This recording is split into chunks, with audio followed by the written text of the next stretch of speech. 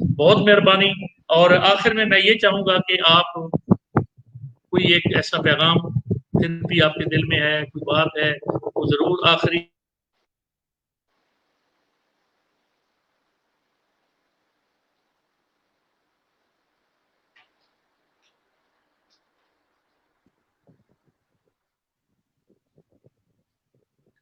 जी आवाज break down हो गई थी। Can you hear me now? की आवाज़ आ रही है आपकी? आ गए। जी जी मैं ये चाहूँगा कि इस्लामी कलमात आप जो चाहें, जिस अंदाज में जो बात करना चाहें, प्लीज़। जी जी मैं जरूर of course I will say something. Amjad bhai, my dad passed away in 2014. That was a black day. That was a very miserable day for us. अब्बू के इंतकाल पर बहुत तकलीफ पहुंची थी और उस वक्त उस लम्हे को मैं जिंदगी में शायद कभी भी ना भूल सकूं। I'm part of a big family और मैं सबसे छोटा हूं। शायद छोटों की मोहब्बत सब करते हैं, फैमिली के मेंबर, छोटों की ज्यादा एफिलिएशन होती है। अल्लाह रब्बुल इज़्ज़त की तौफीक से अब्बू के इंतकाल के बाद अब्बू को हमेशा याद रखा है और वो याद बरसी या जुमेरात या महीने में एक दफा नहीं।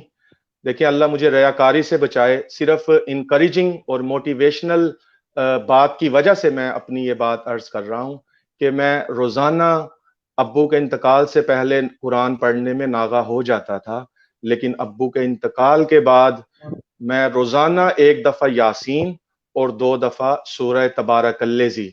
अब्बू जी कहते थे हमेशा कि मेरा ये बेटा मेरी कब्र पर जरूर आएगा। सब बच्चों से मोहब्बत होती है, बस वो ये समझते थे कि मौलवी साहब समझते थे, दाढ़ी वाला समझते थे। तो अब्बू कहते थे कि मेरा ये बच्चा मेरी कब्र पर जरूर आएगा।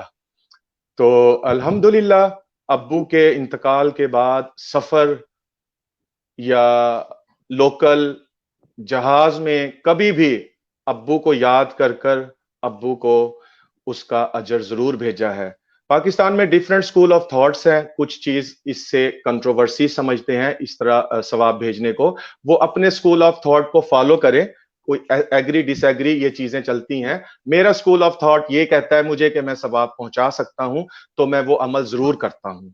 तो जिनके वालदैन इंतकाल फरमा गए हैं वो बरसी नहीं है कि जुमेरात नहीं, बल्कि रोजाना जिस तरह उन्होंने रोजाना हमारी तरबियत की। आपको अमजद भाई आपको पता होगा 90s और 80s में पहले फ्रिज नहीं होते थे। रोजाना जो घर का बड़ा फर्द है वो ताजा सब्जियां गोश्त खरीद कर लाता था और घर में ताजा हांडी बनती थी। अब फ्रिज आ गए हैं। इसी तरह जो मुर्दे हैं जो हमें छोड़कर चले गए वो रोजाना इंतजार करते हैं, रोजाना इंतजार करते हैं। हमारा हक बनता है कि हम रोजाना कुछ ना कुछ पढ़कर उन्हें जरूर भेजें। जिस तरीके से उन्होंने हमारी जिंदगी में इतना इंपॉर्टेंट रोल अदा किया है, उसी तरह हम रोजाना कुछ ना कुछ पढ़कर जरूर उन्हें भूलना नहीं है। एक वाकया मुख्तसर सा 1 मिनट का वाकया सुनाता हूं, किताबों में मौजूद है कि एक बुजुर्ग थे, उन्होंने ख्वाब देखा। ख्वाब में कब्रें फटी और उन कब्रों में से मुर्दे निकले और एक शख्स बहुत बड़ी थाल के अंदर फ्रूट और मुख्तलिफ खाने की अशिया लेकर आया। हर किसी ने अपनी अपनी चीजें उठा ली और एक बुजुर्ग मुर्दा को बहुत ज्यादा चीजें मिली। तो ख्वाब देखने वाले ने पूछा कि ये क्या माजरा है? तो कहने लगे मेरा बेटा हाफिज कुरान है, वो कुरान पढ़ता है और उसका अजर मुझे मिलता है। तो बुजुर्ग कहते हैं जब मेरी आंख खुली मुझे बड़ी खुशी हुई। मैं सुबह को गया उसकी तलाश में। मैंने देखा कि एक खूबसूरत नौजवान हलवाई की दुकान पर काम कर रहा है और अपनी हाथ उसके मसरूफ है, जबाने जिक्र कर रहा है।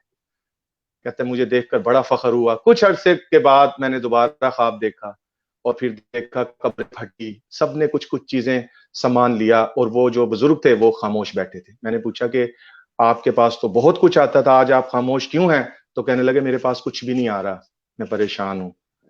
बुजुर्ग कहने लगे मेरी आंख खुली, सुबह को मैं दोबारा उस हलवाई के पास गया तो पता लगा उसका इंतकाल हो गया। तो औलाद सदका जारिया है। जरूर कोशिश करें डेली बेसिस पर, थोड़ा पढ़ें ज्यादा पढ़ें लेकिन डेली बेसिस पे पढ़ें, अपने बड़ों को याद रखें। जब हम ये करेंगे हमारी औलाद हमारी आंखों के सामने ये चीजें सीखेगी। डू गुड हैव गुड, अच्छा करेंगे अच्छा मिलेगा। अगर हम उन्हें भूलेंगे हमारी औलाद कभी भी हमें याद नहीं करेगी।